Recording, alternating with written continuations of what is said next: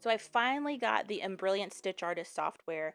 I chose to get Stitch Artist 1 just to learn the mechanics of it, and here I am downloading my first fonts.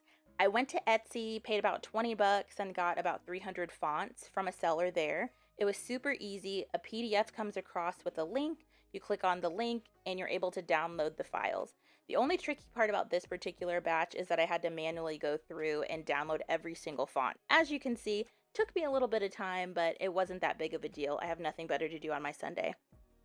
I think the coolest thing about this is that now that I have all these fonts, I have a little bit more creative freedom in what I can produce on my machine.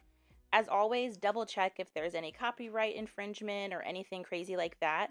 But this is just a personal project of mine that I thought would be really cute around the house on some table linens or towels.